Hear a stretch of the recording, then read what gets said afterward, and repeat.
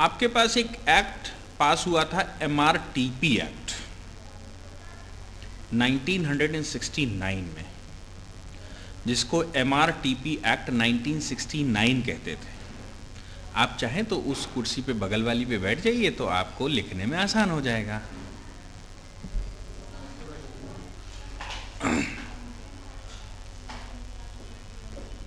तो 1969 में MRTP act पास हुआ था, जिसका मेन उद्देश्य हुआ करता था monopolies and restrictive trade practices act. Monopolies and restrictive trade practices act 1969। Monopoly and restrictive trade practice act में खास बात यह होती थी कि किसी भी प्रोडक्ट के मामले में कोई मोनोपोली भारत में नहीं होगी, और जिन चीज़ों पर जो रिस्ट्रिक्टिव ट्रेड प्रैक्टिस है वो रिस्ट्रिक्टिव दायरे में होगी। यानी कि उनके अनर्गल रेट नहीं लिए जाएंगे। किसी के साथ मोनोपोली, आपने कहा ये प्रोडक्ट मैं ही केवल हिंदुस्तान में बेचूंगा, सबसे खरीद लिया और आपने कहा कि अब मैं जो चाहूँ वो रेट में तो मोनोपोली भारत में नहीं चलेगी, और रिस्ट्रिक्टिव तरीके से आप ट्रेड प्रैक्टिस करेंगे। ये एक्ट बाद में 2002 में इसका नाम बदल दिया गया और इसको कहा गया Indian competition act. Competition act कहा गया इसको। 2000 या 2002 की बात होगी, 2002 मोस्ट प्रोबेबली है कॉम्पिटिशन एक्ट। तो इसको कॉम्पिटिशन एक्ट कहा गया। लेकिन monopolies and restrictive trade practices act ऐसा कुछ भला नहीं कर पा रहा था कि कोई प्रोडक्ट गलत आ गया, कोई प्रोडक्ट खराब आ गया, कोई प्रोडक्ट आप ले आए और उसमें आपने कंप्लेंट की, कंप्लेंट नहीं सुधरी। मोनोपोलीज रिस्ट्रिक्टिव ट्रेड से मतलब होता था कि आप किसी को गलत चीज़ नहीं देंगे, एक लिमिटेड दायरे के अंदर आप उससे प्राइस लेंगे, उस किसी भी कंज्यूमर के साथ ज्यादती नहीं की जाएगी। लेकिन MRTP एक्ट के तहत जब केस फाइल होता था तो वो सिविल कोर्ट में होता है, और ये एक ग्रांड एक्ट था कि कोई भी चीज सेल परचेज हो तो वो फेयर डील होनी चाहिए, उसमें फेयरनेस होनी चाहिए। लेकिन आप ये सोच के देखो कि आपके घर में एक मिक्सी आई और उस वो मिक्सी खराब हो गई। अक्सर भारतीय समाज की महिलाएं क्या करती हैं, पुरुषों के पास इन्वेस्टमेंट नहीं होता तो वो अपने व्यापार में इन्वेस्टमेंट लगाते रहते हैं, सेविंग नहीं कर पाते ताकि वो कंज्यूमर की चीज़ें, कंज्यूमर गुड्स ले सके। महिलाओं का ये हमारे यहाँ एक फैशन है या कस्टम है कि महिलाएं 10-20 रुपए अपने इकट्ठे कर करके, और ऐसा हम हिंदू समाज में ये भी मानते हैं कि पति की जेब से अगर चोरी कर ली जाए तो बरकत होती है। गले से चोरी की जाए बरकत नहीं होती, पति की जेब से चोरी की जाए तो धर्मपत्नी का अधिकार है, वो अधिकार जब उसको मिलता है तो उससे ईश्वर खुश होते हैं और बरकत होती है, ऐसा मानते हैं। तो पत्नियां अपने 10, 20, 50 रुपए धीरे धीरे करके, और उन्होंने पैसे इकट्ठे किए, और पैसे इकट्ठे करने के बाद उन्होंने कहा साहब हाथ से मसाला पीसना पड़ता है, एक मिक्सी ले लेते हैं। 1,500, 2,000, 2,500 रुपए की मिक्सी लाए। मिक्सी देने वाले ने जब बेच रहा था तब तो उसने कहा कि साहब ये टॉप ऑफ द वर्ल्ड है, इसका इंजन कभी खराब ना होने वाला है, इसमें आप मसाला, उसने कहा कि साहब पूरा इसमें केन भर के अगर हम पीछे, तो बोले केन भर के छोड़ दो, इसमें अगर पट्टा लगा दो तो ट्रक को भी खींच देगी, इतना इंजन इसका मजबूत है। जब आप घर पे लाए तो मालूम पड़ा उसका इंजन हो गया बस्ट। वो महिला बेचारी दुकान पर दोबारा जाती है कि भैया तुमने ऐसा दे दिया। बोले ऐसा दे दिया, अब हमारे पास उस दिन में बता दिया था ट्रक खींचेगी, अब नहीं खींच पाई तो हम क्या करें, मैं क्या करूं। उन्होंने कहा नहीं ये तो गलत है, और हमने बड़ी मुश्किल से चुरा चुरा के 3 साल पैसे इकट्ठे किए और 3 साल बाद हम मिक्सी ला पाए। अब वो महिला अगर न्याय चाहती है तो न्याय उसको कैसे मिले? न्यायालय जाना पड़ेगा उसको। न्यायालय में चूंकि सिविल का मैटर है, क्रिमिनल मैटर तो है नहीं, जो पुलिस के पास एफआईआर करेगी और पुलिस इन्वेस्टिगेशन करेगी और पकड़ेगी, लाएगी और चार्जशीट लगाएगी। सिविल का मैटर है, क्योंकि ब्रीच ऑफ कॉन्ट्रैक्ट है, कॉन्ट्रैक्ट की जो टर्म्स एंड कंडीशंस थे वो टर्म्स एंड कंडीशन फॉलो नहीं हुए, इसलिए ब्रीच ऑफ कॉन्ट्रैक्ट के तहत उसने परफॉर्मेंस, कॉन्ट्रैक्ट के तहत परफॉर्मेंस नहीं की, परफॉर्मेंस सही ना होने की वजह से हमने कॉन्ट्रैक्ट एक्ट के तहत मुकदमा कर दिया। चूंकि ट्रेड प्रैक्टिसेस पे हमारे पास एमआरटीपी एक्ट है, इसलिए उस एक्ट के तहत मुकदमा कर दिया। मुकदमा करने के लिए उस महिला को एक 10,000 का वकील हायर करना पड़ेगा, 10-20 तारीख में न्यायालय जाना पड़ेगा। तो वो 10-20 तारीख जब न्यायालय जाएगी तो 2-4-5 हजार रुपए और खर्च करेगी, यानी कि वो लिटिगेशन अगर करेगी तो 15,000 रुपए उसके खर्च होंगे। और 15,000 खर्च करने के बाद अगर कोर्ट रिलीफ भी देगा तो 3,000 की मिक्सी और 1,000 रुपए ऊपर से दे देगा, 4,000 रुपए हो गए। 3,000 की मिक्सी 3,000 और दे देगा, 6,000 हो गए। वो बेचारी 15,000 खर्च करके जा रही। अब वो 15,000 इकट्ठे करने के लिए पति की जेब से अगले 20 वर्ष तक पैसे निकाले, तब वो कहीं 15,000 इकट्ठा करके मुकदमा लड़ेगी। इससे अच्छा वो सोचेगी कि 15 तारीख में तारीख करने जाएंगे, उतने पैसे में हम नई मिक्सी ले आएंगे। मिक्सी तो वो ले आई, सोल्यूशन तो उसको मिल गया, उसने इजी वे अपना भी लिया। लेकिन क्या भारतीय समाज में, क्या भारतीय लीगल सिस्टम के तहत उसके साथ जस्टिस हुई? तो जस्टिस पाने के लिए उसको 3,000 की मिक्सी पर जस्टिस पाने के लिए 15,000 रुपए खर्च करने पड़ेंगे, तब वो कहीं जस्टिस पा पाएगी। इसका मतलब हो गया दिस पॉइंट और this act for the small consumers is a vanishing point. ये लुप्त प्राय बिंदु है कि कानून बना रखा भी है लेकिन वो अनयूजेबल है और इनजस्टिस तो समाज में होनी ही होनी। इन बातों को दिमाग में रखते हुए और वर्ल्ड कंज्यूमर बार बार अधिवेशन हो रहे थे, भारत सरकार ने एक लॉ पारित किया जिसको कंज्यूमर प्रोटेक्शन एक्ट 1986 कहा गया। ये एक्ट नंबर 68 था उस साल का। जिन एक्टों में लिखा होता है act number 4, act number 5, act number, तो उस साल में कितने एक्ट पास हुए उनके नंबर्स होते हैं, वो पार्लियामेंट में वो किस नंबर पर रजिस्टर्ड है। हाँ, 9 नंबर पे उस ईयर में ये किस नंबर पे रजिस्टर्ड हैं, पार्लियामेंट ने पास किया। तो वो एक्ट नंबर 68 था 1986 का।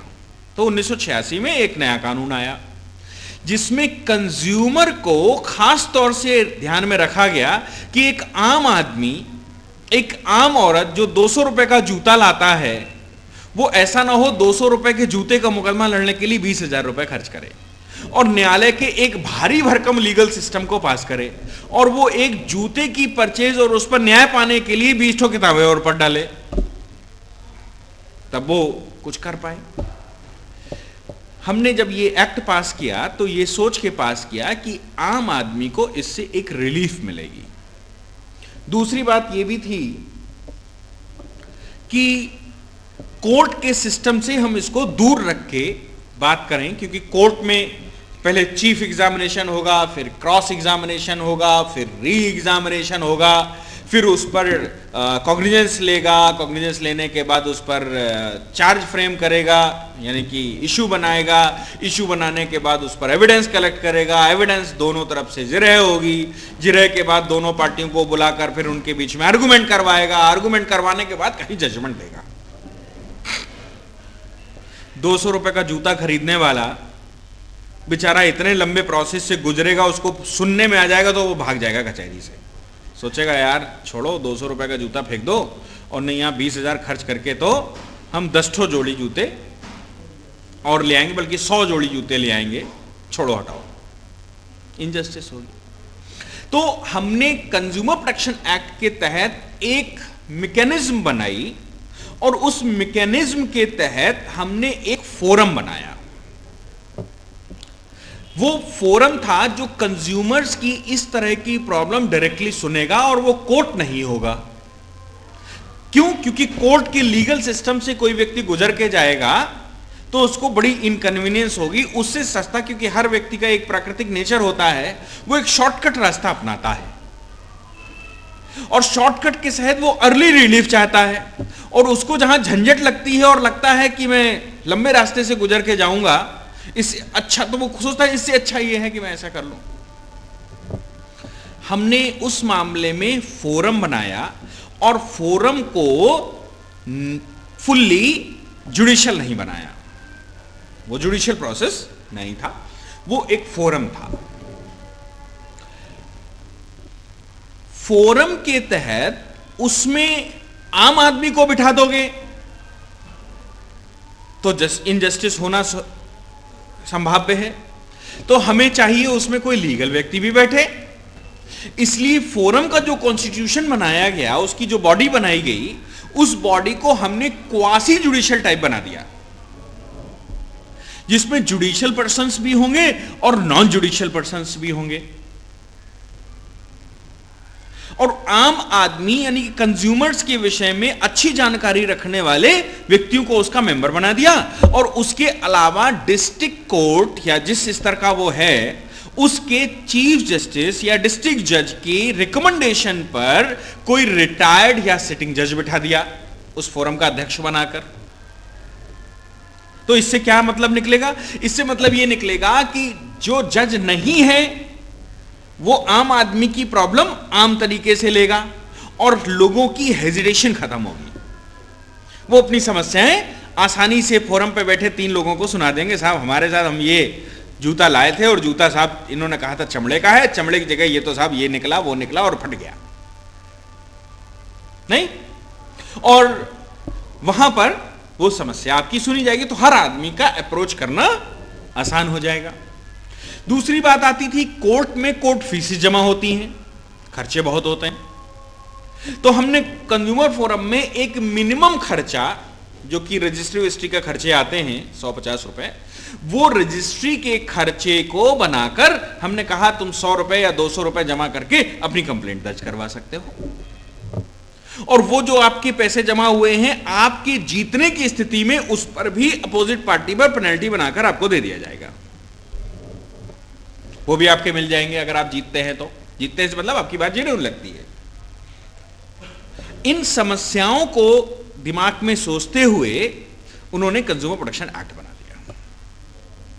अब कंज्यूमर प्रोटेक्शन एक्ट में जो जुडिशियल बॉडी थी, आइदर रिटायर्ड और sitting on the recommendation of the district जज, on the recommendation of the chief justice, जो जिस स्तर का था, अगर डिस्ट्रिक्ट स्तर का था तो डीजे करेगा, स्टेट लेवल का था तो स्टेट के हाई कोर्ट का चीफ जस्टिस करेगा, और अगर वो नेशनल लेवल का था तो chief justice of India recommendation करेगा कि इसके मेंबर कौन होंगे जुडिशियल बॉडी में, जुडिशियल साइड से। तीसरी समस्या एक आती थी कि हम जब कोर्ट में जाते हैं तो एक हमको लीगल रिप्रेजेंटेटिव हायर करना पड़ता है, और लीगल रिप्रेजेंटेटिव तो भाई अपने बच्चे पालेगा तो फीस आपसे लेगा। हमने कंज्यूमर प्रोटेक्शन के तहत लीगल रिप्रेजेंटेटिव्स को बाहर रख दिया और बोले आप अपनी समस्या स्वयं हमको बता सकते हैं डायरेक्टली। आपने वकील किया था तो ये आपकी मजबूरी रही होगी, क्योंकि आपको अपने मस्तिष्क पर भरोसा नहीं होगा। कंज्यूमर प्रोटेक्शन एक्ट के तहत हमने कहा कि आप अपनी समस्या स्वयं बता सकते हैं और स्वयं प्लीड कर सकते हैं, क्योंकि ये कोर्ट नहीं है जहां पर लीगल रिप्रेजेंटेटिव चाहिए हो, ये एक फोरम है। और फोरम का मतलब है आम आदमी की समस्या को समाधान करना, कंज्यूमर्स का इस एक्ट के माध्यम से संरक्षण करना, उनका प्रोटेक्शन करना। इसलिए वो अगर लीगल रिप्रेजेंटेटिव उसको नहीं करना है तो वो डायरेक्टली अपनी बात कह सकता है, और उसकी बात जब जेन्युइन लगेगी तो फोरम आपके फेवर में ऑर्डर करेगा। ये सिस्टम बनाते हुए हमने कंज्यूमर कोर्ट बना दिए। उसको कंज्यूमर कोर्ट को आप कोर्ट ना कह के उसको फोरम कहिए, क्योंकि वो कोर्ट नहीं है उसमें।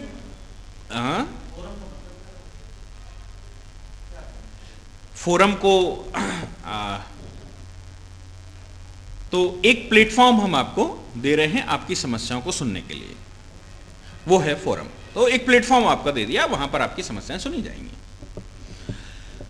तो हमने उस प्लेटफॉर्म को चूंकि एक जगह पर बिठाया था और वहां के डिसीजंस को,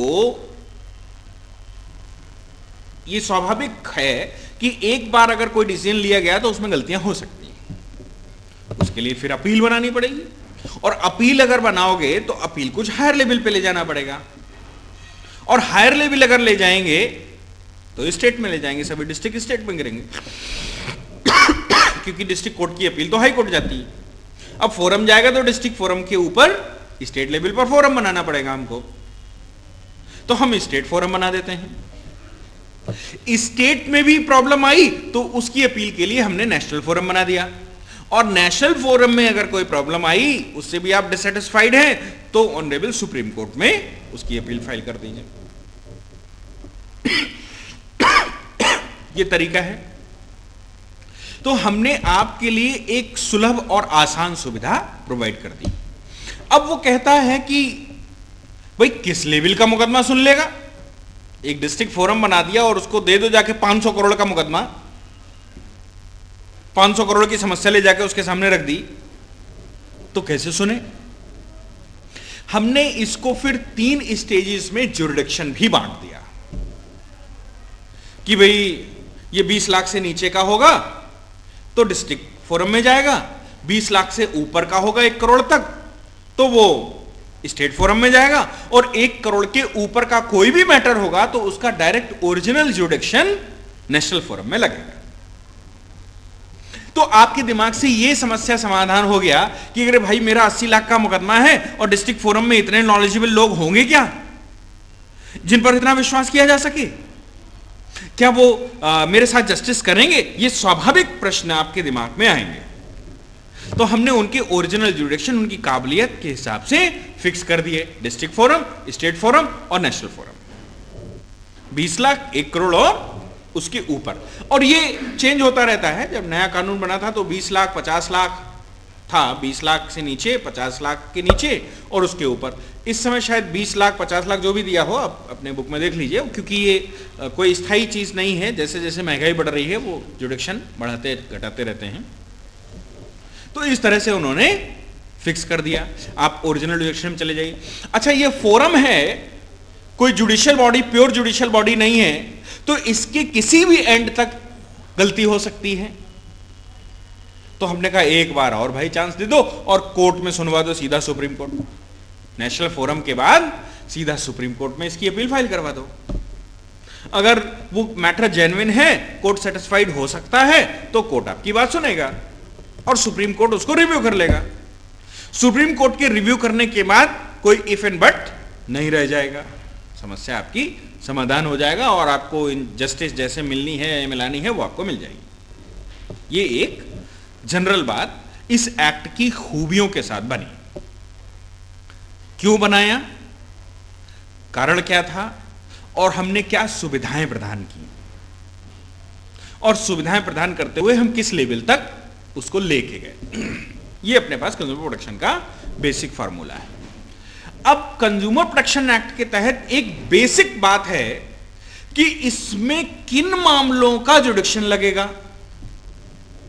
आपने कोर्ट का जुडिक्शन पिक्यूनियर बेसिस पे तो बता दिया कि धन संबंधी ये है कि इतना धन का मामला है तो इसमें लगेगा, उसमें लगेगा, वहां तक जाएगा। तो धन संबंधी तो आपने सिस्टम हमको बता दिया। अभी हम क्या सारे सिविल मैटर्स कंज्यूमर फोरम में ले आए?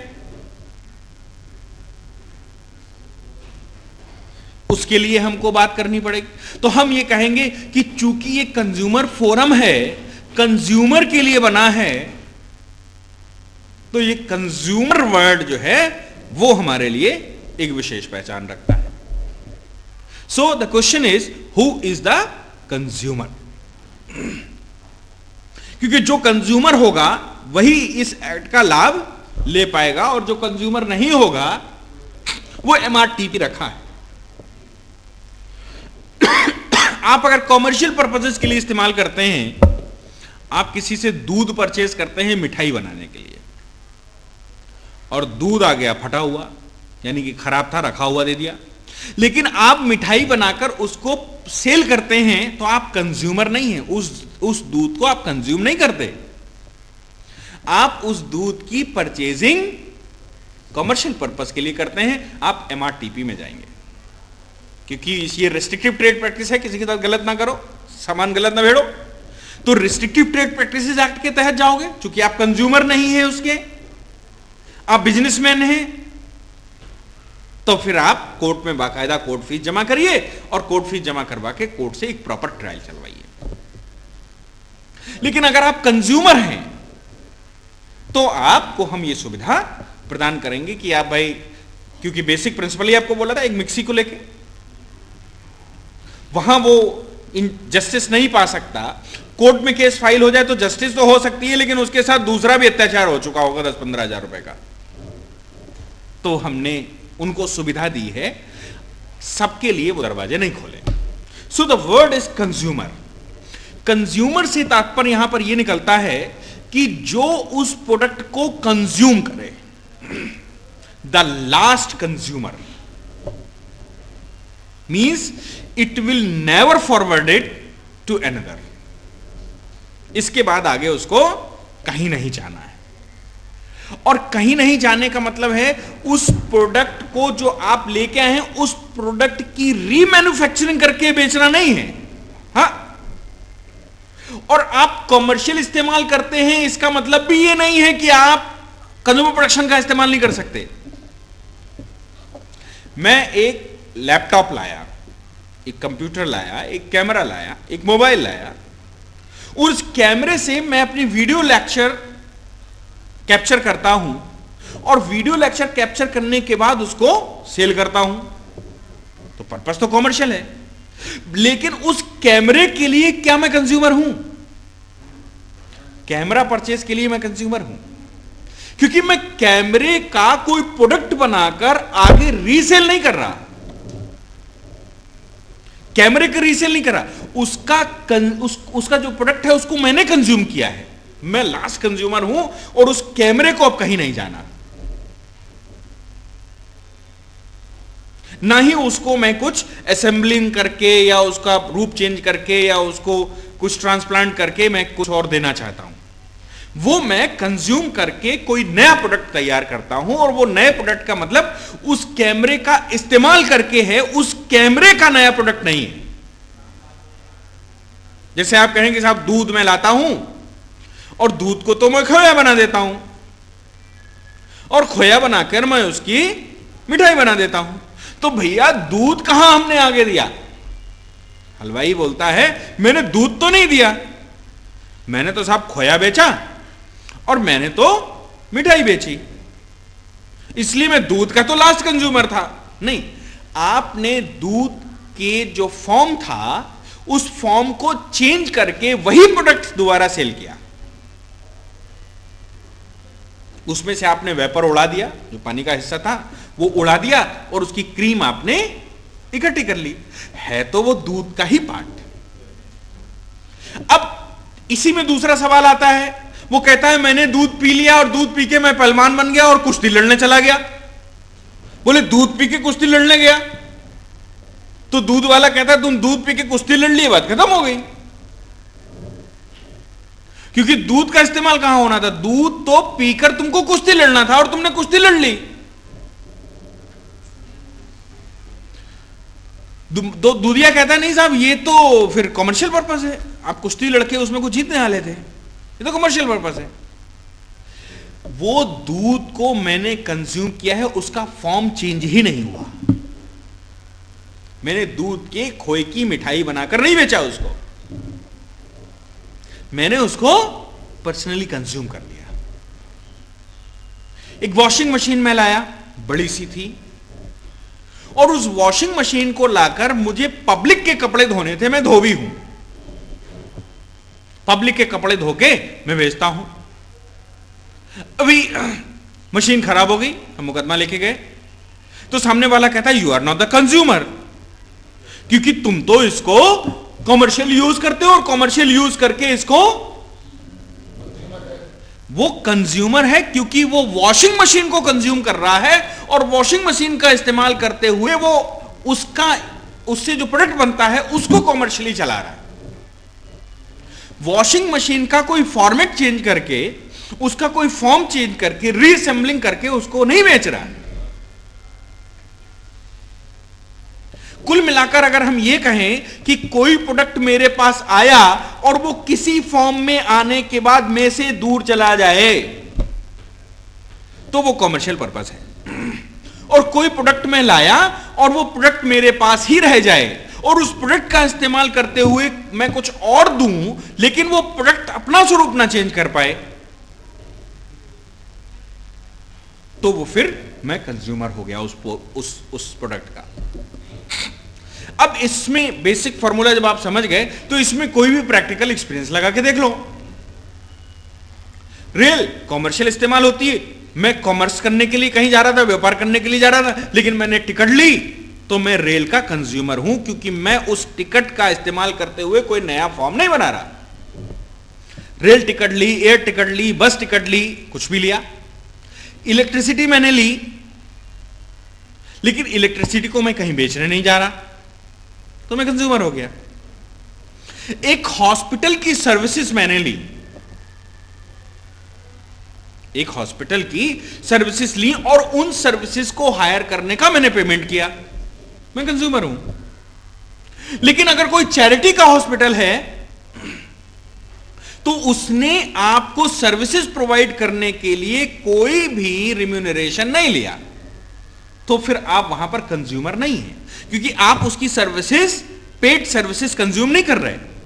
और कहा जाता है कि दान की बछिया के दांत नहीं गिने जाते, ना ही उसका कोई क्लेम होता कितने दांत होने चाहिए। तो जब वो चैरिटी पर्पस के लिए है तो अब उसके दांत नहीं गिनोगे कि क्वालिटी ट्रीटमेंट हुआ कि नहीं हुआ, जो उनकी हैसियत थी वो किया। हां, तुम्हारे साथ गलत नहीं करना उनको चाहिए, वो उनकी मेडिकल प्रैक्टिसेस एक्ट के तहत, जो मेडिकल काउंसिल ऑफ इंडिया देती है, मेडिकल प्रैक्टिसेस एक्ट के तहत माल प्रैक्टिसेस का वो दोषी हो जाएगा, वो नेग्लिजेंस में फंस जाएगा, वो नेग्लिजेंस का दोषी हो जाएगा, टॉर्शियस लायबिलिटी बनेगी, लेकिन कंज्यूमर प्रोटेक्शन की लायबिलिटी नहीं बनेगी। क्यों? क्योंकि वो पेड सर्विसेज नहीं दे रहा था।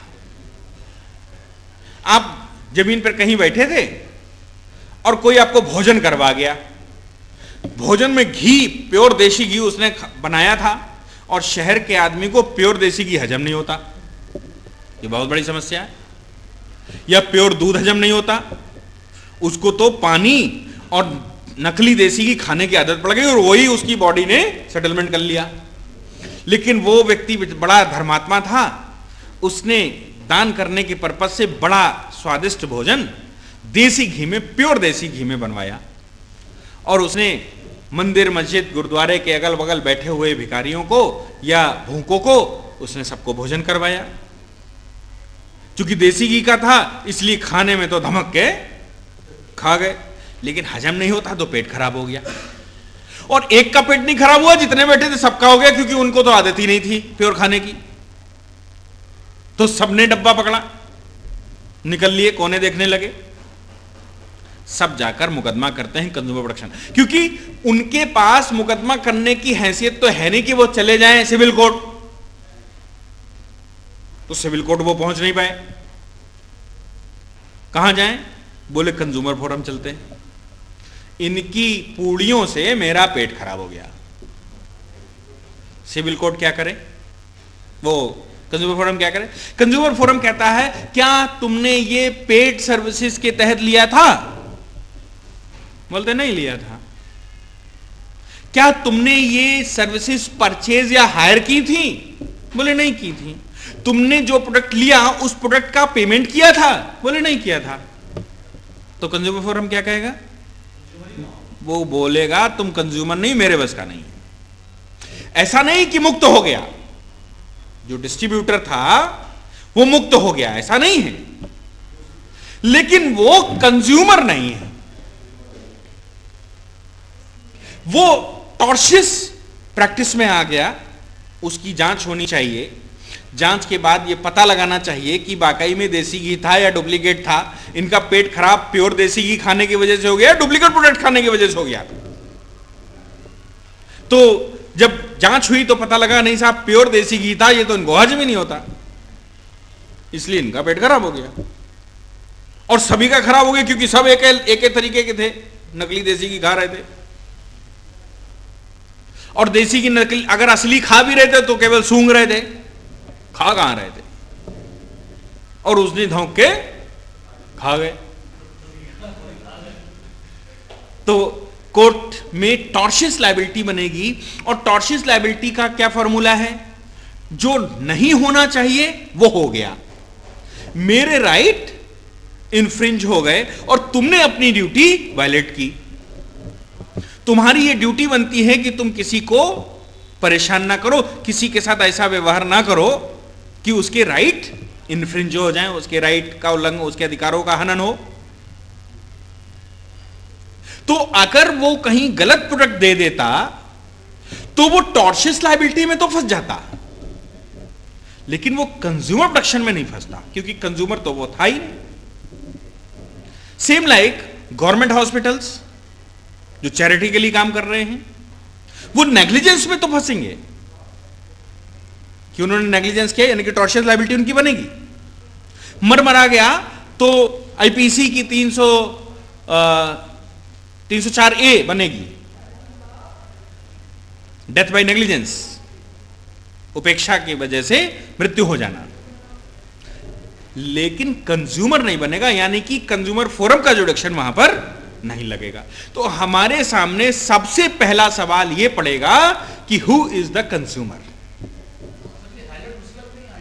नहीं, आप ₹1 का चैरिटी पर्पस के लिए पर्चा बनवाते हैं, इलाज करवाने का कोई पेमेंट नहीं करते। आप सेल्फ सर्विसेज में पर्चे की कॉस्ट ₹1 देते हैं, आप डॉक्टर का कोई पेमेंट नहीं दे रहे। प्राइवेट तो वो फिर सर्विसेज दे रहे हैं, और सर्विसेज से मतलब कोई भी सर्विस है, एनी सर्विस।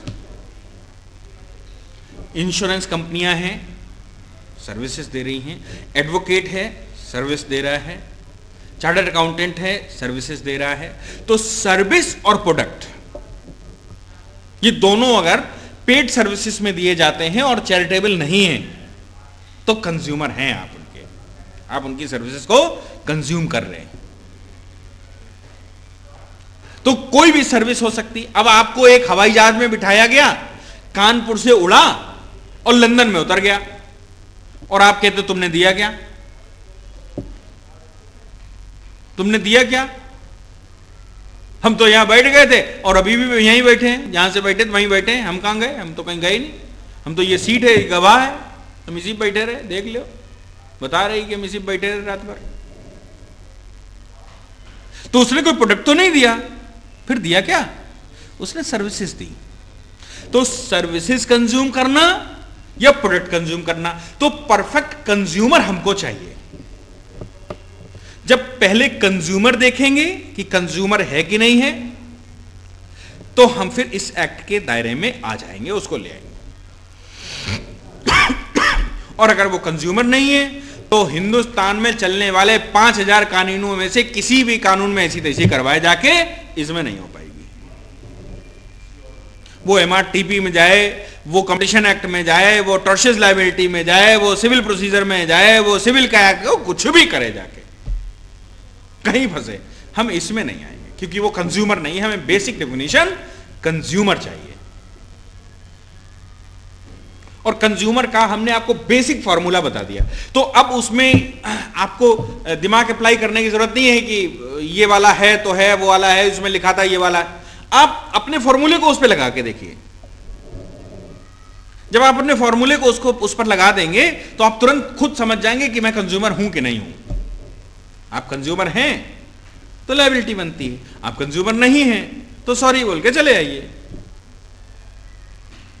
ठीक है, ये हमने इस एक्ट की आपको बेसिक थीम बता दी। इस एक्ट को कल पूरा पढ़ के आइए, और कल इस पर जो सुपर जेट चलेगा, सुपरसोनिक जेट, तो आपको सब समझ में आएगा कि आप गंतव्य तक पहुंच गए। और अगर आप ये बेसिक ना समझते तो आप सुपरसोनिक छोड़ दीजिए, अगर